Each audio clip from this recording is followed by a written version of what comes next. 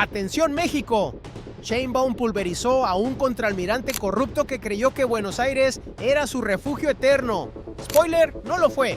La justicia mexicana no necesita pasaporte para encontrarte. Un contraalmirante de la Armada Nacional, un pasaporte guatemalteco falso, una red de contrabando de hidrocarburos que durante años vació las arcas del Estado mientras los mexicanos pagaban más por su gasolina, y una fuga internacional que cruzó fronteras, cambió identidades y creyó, sinceramente creyó, que Buenos Aires era el fin de la historia. No lo fue. Hoy, Claudia Sheinbaum activó el mecanismo final. La presidenta de México se plantó frente al país esta mañana y dijo lo que la red de Farías Laguna lleva meses temiendo escuchar. El traslado está por ocurrir. Pero hay algo que los noticieros no te van a decir, porque a los pocos minutos de que Sheinbaum habló, el abogado defensor del contraalmirante salió en cadena nacional a desmentirlo. Y ese desmentido, ese momento exacto en que la defensa decidió salir a apagar un fuego que nadie había encendido oficialmente, es la confesión más elocuente de que la trampa ya se cerró. Farías no escapó a Argentina, fue exfiltrado. Y alguien con acceso a los niveles más altos del Estado mexicano le consiguió el pasaporte. Esa es la pregunta que este análisis va a responder. ¿Quién está detrás de la red que sacó a un contraalmirante del país con una identidad falsa antes de que se ejecutara la orden de aprehensión? Esa pregunta ya tiene respuesta en el expediente de la FGR y es la que los medios no quieren publicar. Detente un segundo aquí porque lo que sigue es más importante. Para entender la magnitud de lo que acaba de ocurrir, hay que retroceder. No días, no semanas, años. Durante décadas, la Marina fue una institución blindada, no blindada de sus enemigos, blindada de la justicia. En el México del PRI y del PAN, las Fuerzas Armadas operaban bajo un pacto implícito con el poder civil.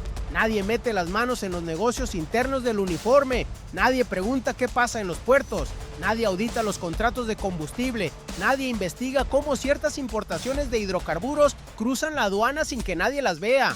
Ese era el manual de siempre, y ese manual fue rentable para muchos. El huachicol que todos conocen, el de las tomas clandestinas en los ductos de Pemex, es solo la versión visible del problema. El huachicol fiscal es su versión sofisticada. Es el contrabando de combustible proveniente de Estados Unidos que ingresa al país mediante esquemas de simulación de importaciones, facturas falsas, aduanas capturadas, funcionarios comprados.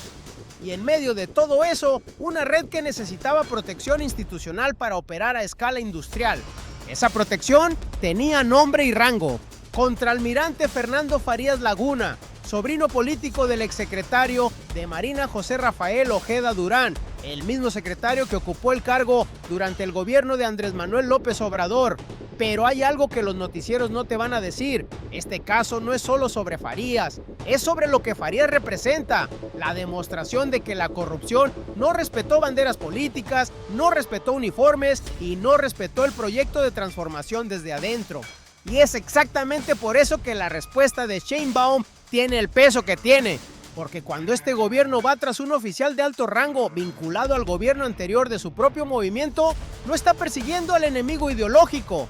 Está demostrando que la cuarta transformación no tiene intocables. Y eso, en la historia moderna de México, no tiene precedente. Y entonces llegó el dato que lo cambió todo. Farías no cayó por mala suerte. Cayó por una cadena de errores que comenzó mucho antes de que el primer periodista escribiera su nombre. Y cada uno de esos errores parecía, en su momento, una decisión perfectamente inteligente. El primer error lo cometió en noviembre del año pasado, cuando Farías detectó que la investigación de la FGR se acercaba, que los nombres en el expediente empezaban a apuntar hacia él. Tomó la decisión que cualquier operador de red criminal con recursos tomaría: salir antes de que llegara la orden. Parecía inteligente. Si no estás en el país cuando se ejecuta la aprehensión, el proceso se complica, los tiempos judiciales se alargan, la extradición es lenta, cara y políticamente costosa. Lo que Farías no calculó era que al huir con un pasaporte guatemalteco falso, estaba cometiendo un delito autónomo en suelo argentino desde el momento en que cruzara su frontera. Ingreso irregular con documentación apócrifa. Eso le dio a Argentina jurisdicción propia sobre su persona, independientemente de lo que México pidiera o dejara de pedir. No escapó de un sistema, se entregó a 2 sistemas simultáneamente. Ese fue el primero. El segundo error lo cometió en abril de este año. El 23 de abril, Farías fue detenido en Buenos Aires. En ese momento, su equipo legal tomó otra decisión que parecía estratégicamente sólida: resistir la extradición usando el argumento humanitario. El abogado Epigmenio Mendieta lo declaró públicamente sin ambigüedades. Su cliente no quiere regresar a México porque las condiciones actuales en el país no son las óptimas para enfrentar su proceso penal y porque teme ser privado de la vida si regresa. Parecía inteligente. Los argumentos de riesgo de vida tienen peso en los tribunales internacionales. Pueden detener extradiciones, pueden abrir procedimientos paralelos, pueden ganar tiempo. Pero la pregunta que nadie en Buenos Aires está respondiendo es esta: ¿qué revela un hombre cuando dice públicamente que teme ser asesinado si regresa? Revela que tiene información que compromete a personas con poder real para silenciarlo. Y eso, ante un juez federal argentino que está evaluando una solicitud de extradición, no debilita el caso mexicano, lo fortalece, porque confirma que Farías no es un acusado ordinario, es un eslabón central de una cadena que todavía tiene nodos activos, y eso hace que su traslado a México sea más urgente, no menos. La defensa pidió protección y reveló, sin quererlo, el valor exacto de su cliente como testigo. Ese fue el segundo. El tercero fue esta semana. Y el tercer error es el más revelador de todos, cuando distintos medios de comunicación y versiones en redes sociales empezaron a circular la noche del lunes, asegurando que Farías ya estaba en México, que el traslado había ocurrido. La defensa entró en pánico. Mendieta salió en cadena nacional, negó categóricamente, llamó a Azucena Uresti, dijo que era falso, que su cliente estuviera volando a México, confirmó que había hablado con él recientemente. Detalló que los abogados en Argentina se habían presentado personalmente ante el tribunal esa misma mañana. Parecía inteligente controlar el relato antes de que se instalara como verdad oficial. Lo que la defensa no calculó era que al salir a desmentir con tanta urgencia y tanto detalle, le estaba entregando a Sheinbaum exactamente lo que necesitaba: una confirmación pública de que el traslado es lo suficientemente real como para necesitar ser desmentido, porque los abogados no salen en cadena nacional a desmentir rumores que no los asustan. Y aquí es donde el tablero se complica para sus adversarios, porque esa mañana, mientras Mendieta hablaba en televisión, Claudia Sheinbaum ya estaba en Palacio Nacional diciendo algo muy específico. No dijo que el traslado había ocurrido, no confirmó una fecha. Dijo exactamente lo que una presidenta dice cuando quiere mantener la presión máxima sin comprometerse con un dato que la defensa podría usar en el tribunal argentino. Dijo: todo parece indicar que sí va a haber un traslado. Eso no es incertidumbre, es precisión quirúrgica. Ese tercer error fue lo último que calcularon mal, porque para entonces Sheinbaum ya tenía el tablero rediseñado. Mientras Farías construía su estrategia de resistencia en Buenos Aires, algo estaba ocurriendo en México que su equipo legal no vio venir, o no quiso ver. La Fiscalía General de la República no esperó a que la extradición se resolviera sola. La Secretaría de Relaciones Exteriores no dejó el proceso en manos de la burocracia diplomática ordinaria, y Sheinbaum no se quedó esperando que los tiempos judiciales argentinos dictaran el ritmo de la justicia mexicana. Eso es lo que hacían los gobiernos del viejo régimen: esperar, negociar por debajo de la mesa, llegar a acuerdos que nunca llegaban a ningún lado. Sheinbaum no reaccionó, diseñó, no improvisó, ejecutó. El primer movimiento fue la solicitud formal de extradición ante el gobierno argentino. Después de que Argentina rechazó la deportación directa, el mecanismo más rápido pero también el más políticamente exposible, México activó el canal correcto, el procedimiento formal de extradición con respaldo del tratado bilateral. Eso es trabajo diplomático de precisión, no se improvisa, se construye expediente por expediente, cláusula por cláusula. El segundo movimiento fue la coordinación explícita entre la FGR y la SRE. Esta mañana, en conferencia, Sheinbaum lo dijo con todas sus letras. Le pedía a la Fiscalía que pudiera dar la información y a Relaciones Exteriores que participen en este proceso. Esa frase parece administrativa, no lo es. Es la declaración pública de que el gobierno de México está operando con coordinación institucional plena, en este caso, que no hay filtraciones entre dependencias. que no hay actores internos saboteando el proceso. Detente un segundo y procesa lo que eso significa. En los gobiernos anteriores, la fuga de Farías habría sido posible precisamente porque las instituciones no se coordinaban. La FGR no hablaba con la SRE, la SRE no hablaba con la Marina, y la Marina, como quedó demostrado, tenía su propia agenda. El tercer movimiento fue el más definitivo, la audiencia preliminar. Está agendada para finales de agosto en Buenos Aires. Es la primera resolución judicial formal del proceso argentino. Y es el momento en que el juez federal que lleva el caso determinará el calendario real de la extradición. Sheinbaum no improvisó un traslado, construyó las condiciones para que el traslado fuera inevitable. Mientras el adversario gritaba en cadena nacional que todo era falso, ella ya tenía la respuesta lista. Y aquí es donde el plan completo se revela. Porque hay un elemento de este caso que ningún noticiero convencional ha desarrollado con la profundidad que merece. Farías Laguna fue detenido el 23 de abril en Buenos Aires con documentación falsa. Eso significa que tenía una identidad alternativa preparada antes de que se emitiera la orden de aprehensión. Un pasaporte guatemalteco no se consigue en 48 horas, no se consigue en una semana. Requiere una red. Requiere contactos, requiere alguien que sepa cómo operan los sistemas de documentación de un tercer país y tenga acceso a ellos. Eso no es la capacidad de un almirante solo, eso es una operación. Y aquí es donde el tablero se complica para sus adversarios. La reacción de la defensa esta mañana no fue la de un equipo legal confiado en su posición, fue la de un equipo que vio cómo el relato se les escapaba de las manos. Mendieta confirmó que Farías sigue detenido en prisión preventiva con fines de extradición en un centro penitenciario argentino. Confirmó que hay una audiencia preliminar a finales de agosto.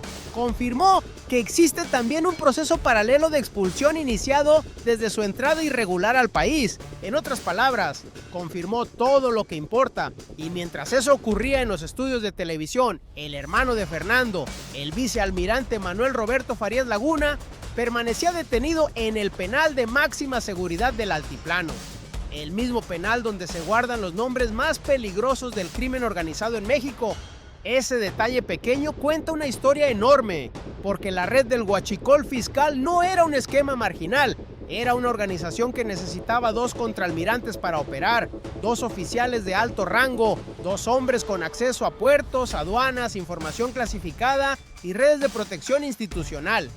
Y a través de sus abogados, el vicealmirante Manuel Roberto le envió una carta a la presidenta Sheinbaum pidiéndole que se haga justicia para que él demuestre su inocencia.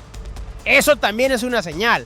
Pero hay algo que los noticieros no te van a decir. Detrás de cada litro de hidrocarburo que esa red contrabandeó desde Estados Unidos, ingresado mediante esquemas de simulación de importaciones, con facturas falsas, con aduanas capturadas, había un peso que no llegó a las arcas del Estado, un peso que no se convirtió en clínica del IMSS, un peso que no se convirtió en beca para un estudiante de preparatoria en Guerrero, un peso que no llegó a los programas de la Cuarta Transformación.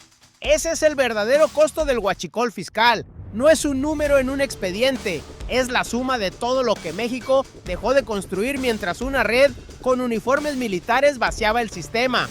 Y hoy, esa red tiene a sus 2 hombres más importantes detenidos.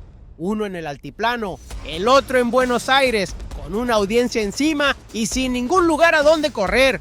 La soberanía de México no se negocia y la justicia de Sheinbaum, como quedó demostrado esta mañana, tampoco tiene fronteras geográficas, porque lo que viene ahora es lo que la defensa de Farías no quiere que entiendas. No es solo una extradición, es un mecanismo de relojería que Sheinbaum activó pieza por pieza, y cada pieza encaja con una precisión que solo es posible cuando hay estrategia real detrás. No reacción, no improvisación, no el manual de siempre. La primera pieza era la coordinación institucional, FGR y SRE operando en sincronía, sin filtraciones, sin actores internos saboteando el expediente. Eso parece obvio, no lo es. En el México del viejo régimen, las instituciones no se coordinaban porque coordinarlas habría expuesto demasiadas complicidades. La fragmentación institucional no era un defecto del sistema, era una función del sistema. mantenía los expedientes incompletos, los procesos lentos y a los poderosos a salvo. Sheinbaum eliminó esa fragmentación. Sin ella, el resto no funciona. La segunda pieza era el tratado bilateral con Argentina. México no pidió una deportación, pidió una extradición formal. Esa distinción es técnica, pero es la que lo cambia todo. Una deportación puede bloquearse con argumentos humanitarios en cuestión de días. Una extradición formal activa un proceso judicial estructurado con plazos, audiencias y resoluciones que tienen que ser fundamentadas en derecho, no en presión política ni en el argumento de que el acusado tiene miedo. Cuando Argentina rechazó la deportación directa, muchos lo leyeron como un revés para México. No lo era. Era exactamente el escenario que le convenía al proceso formal, porque una extradición judicial deja menos espacios para la discrecionalidad, menos espacios para que un funcionario de menor rango decida unilateralmente liberar a un detenido, menos espacios para el tipo de acuerdo opaco que caracterizaba el viejo México. Y aquí es donde la jugada se vuelve imparable. La tercera pieza es la que nadie vio, la audiencia de finales de agosto. Esa audiencia no es un trámite, es el momento en que el juez federal argentino que lleva el caso tiene que pronunciarse formalmente sobre la solicitud de extradición mexicana y tiene que hacerlo con el expediente completo sobre la mesa, incluyendo el delito autónomo de ingreso irregular con documentación falsa que Farías cometió en suelo argentino desde el primer día. Juntas, estas tres piezas crean algo que la defensa no puede desmantelar con una entrevista en televisión. Crean inevitabilidad, pero aquí es donde el análisis se abre a una dimensión que ningún noticiero convencional ha tocado, y es el loop 2 de este caso. Si Farías tenía un pasaporte guatemalteco falso listo antes de que se emitiera la orden de aprehensión, y las fechas confirman que así fue, eso significa que alguien lo alertó con suficiente anticipación, no horas, semanas, quizás meses. Alguien con acceso al interior de la investigación, alguien que sabía que el expediente existía antes de que se hiciera público, alguien que tenía tanto que perder con la detención de Farías como el propio Farías. ¿Ese alguien ya fue identificado? ¿Ese alguien sigue dentro del sistema? Esa pregunta la responderemos en el bloque 9, porque la audiencia de finales de agosto no solo va a definir el futuro de Fernando Farías Laguna, va a definir cuánto del iceberg está todavía bajo el agua. Y aquí es donde la jugada se vuelve imparable. Detente un segundo y procesa lo que eso significa, porque este caso no es solo sobre un almirante corrupto con un pasaporte falso en Buenos Aires. Es sobre tres cosas al mismo tiempo, y las tres importan en escalas distintas. Para el ciudadano mexicano, el huachicol fiscal no es un delito de cuello blanco que afecta solo a los balances de Pemex. Es gasolina que no llega, son precios que suben, son importaciones falsas que desplazan a los distribuidores legítimos y distorsionan el mercado de combustibles que cada trabajador, cada pequeño empresario, cada conductor de camión de carga usa todos los días. Y más allá del combustible, cada peso que esa red extrajo del sistema fiscal es un peso que no entró al presupuesto, que no se convirtió en infraestructura, que no financió los programas sociales de la Cuarta Transformación, que no llegó a las comunidades que más lo necesitan. La detención de los dos hermanos Farías Laguna, el contraalmirante en Buenos Aires y el vicealmirante en el Altiplano, no es un logro abstracto de la FGR. Es la recuperación simbólica de todo lo que esa red robó.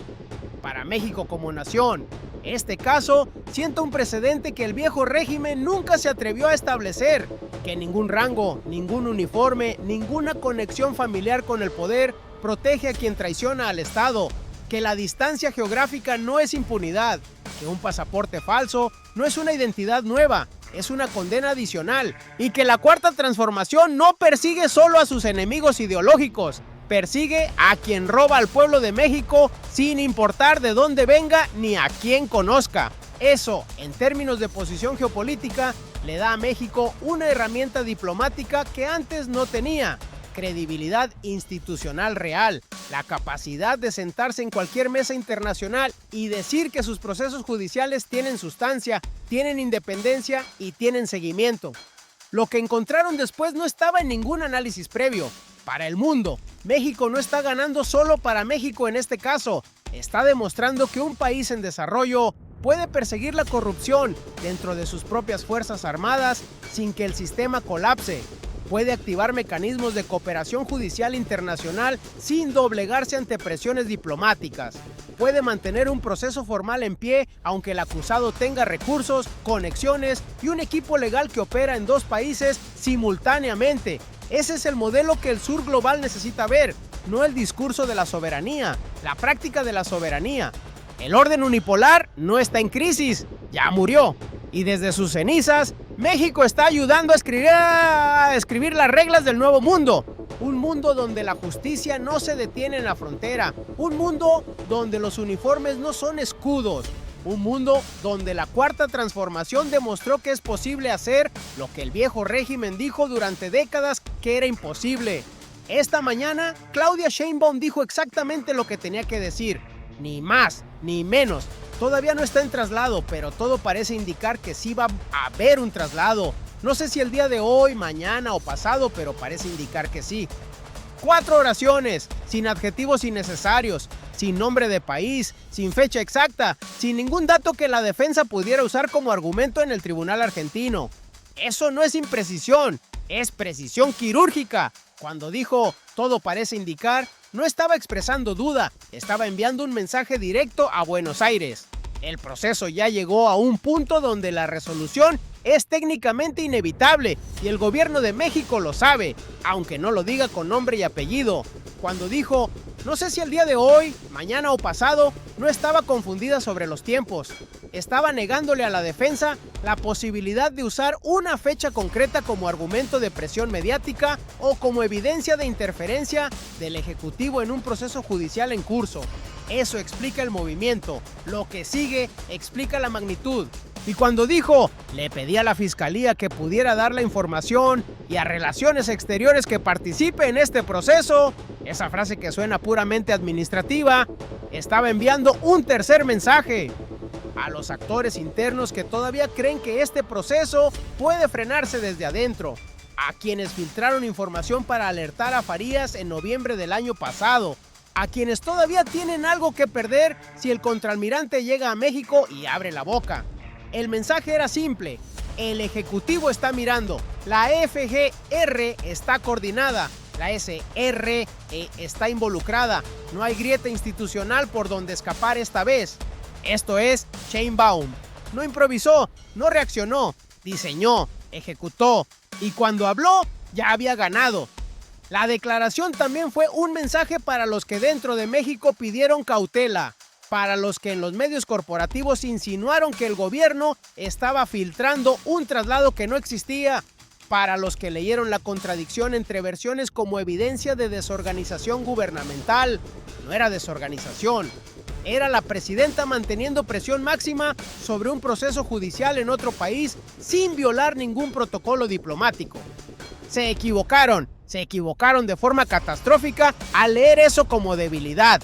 Aquí es donde queda el hilo que nadie ha jalado todavía. La audiencia preliminar está agendada para los últimos días de agosto en Buenos Aires.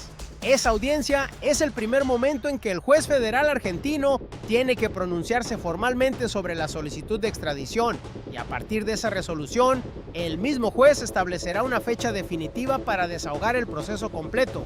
Eso significa que en menos de 2 semanas el tablero va a moverse. Pero lo que Washington no quiere que sepas es esto. La pregunta que queda abierta no es si Farías va a ser extraditado. Esa película ya tiene final escrito. La pregunta real es ¿qué va a decir cuando llegue? Porque un hombre que construyó una red de huachicol fiscal a escala industrial, que operó dentro de la Marina durante años, que tuvo acceso a información clasificada sobre puertos y aduanas y que salió del país con un pasaporte falso de un tercer país.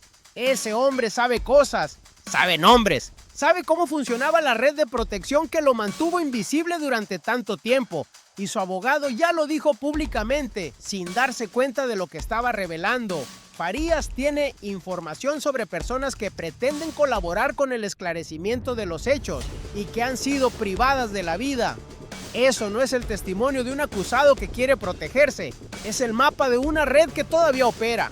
Quédate porque la última pieza lo cambia todo. En el próximo análisis Vamos a desmenuzar lo que ocurra en esa audiencia de finales de agosto en Buenos Aires, porque lo que el juez argentino decida en esa sala va a determinar si el expediente completo de la red del huachicol fiscal, con todos sus nombres, todos sus niveles, todos sus cómplices institucionales, finalmente llega a un tribunal mexicano.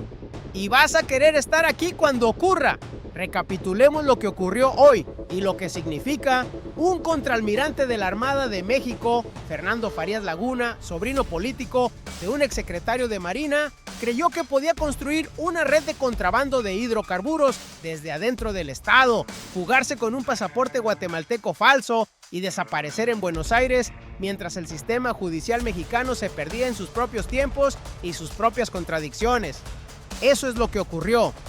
Lo que también ocurrió es que Claudia Sheinbaum coordinó a la FGR y a la SRE, activó el tratado bilateral de extradición con Argentina, construyó un expediente que sobrevivió al intento de deportación fallida y esta mañana mantuvo presión máxima sobre el proceso sin violar ningún protocolo diplomático, con 4 oraciones medidas al milímetro. Eso es como ocurrió.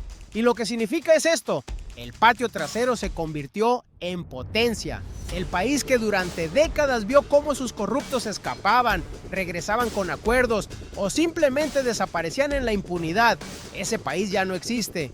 México ya no está solo en su propia justicia. Si este análisis te abrió los ojos sobre lo que realmente está en juego, dale like ahora mismo. Cada like le dice al algoritmo que este tipo de contenido importa. El que no te van a dar los noticieros de siempre. Suscríbete al canal y activa la campana, porque lo que viene en los últimos días de agosto va a necesitar análisis así de profundo y vas a querer estar aquí cuando el juez argentino hable. ¿Crees que Farías va a llegar a México antes de que termine el mes? ¿O la red que lo sacó del país todavía tiene un movimiento más? Escríbelo en los comentarios. ¡Atención, México! Así como abrimos, cerramos. El contraalmirante creyó que un pasaporte falso era su salvación. Resultó ser su condena. ¡Qué momento para estar vivos y ser testigos de esta transformación!